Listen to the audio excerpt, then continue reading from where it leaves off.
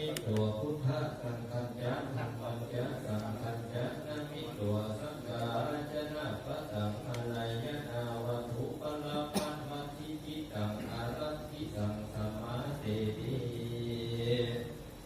ดุลาสัพพุริสะทั้งหลายอาจารย์เจ้าตนแปลงคำพีมาไว้อันนี้หากไปให้เป็นที่ไว้และสักการะบูชาแด่คุณและเทวดาทั้งหลาย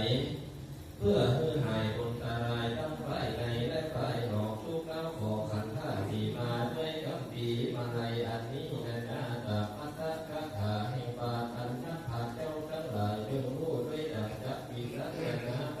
นานี้เถิดนามิตัวผู้ขาขอไว้อย่างพระนักรบกุฎธรรมเจ้าเก้าสามพระการกับต่างภริยธรรมลงมางามพระเกิดอันเกิดแก่พระผู้รานามิตัวผู้ขา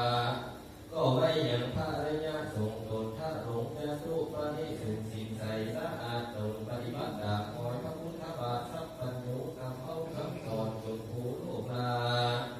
เพื่อบังเกิดศรัทธาแก่ข้าแก่คนและเทวดาทั้งหลายและนาทิเตกาเรในกาลอันล่วงแล้วยังมีตนแก้วตนหนึ่งที่ว่าติพระพระไหนตนท่าลงสินใสพิเศษพระก่อไปด้วยเหตุพิธีญาณิสาญาก่ออาสะไรสุภาพหนึ่งที่ว่าโพชกามท่านอยู่ในเขตตามพระในตะลีอันเป็นที่อยู่แห่งแก้วเจ้าสามพระการเอกทิวาสังยังมีวันหนึ่งใจมหาเทพมาไหลหนุนโมกาเจ้าก่อกาการไปสู่ยังนรกเพื่อจับยกเอายังฝูงเพศอันได้สังเกตได้เมืองนานต่อวิจิตรตัวเจ้าก็เข้าไปสู่สำนักแห่งพระ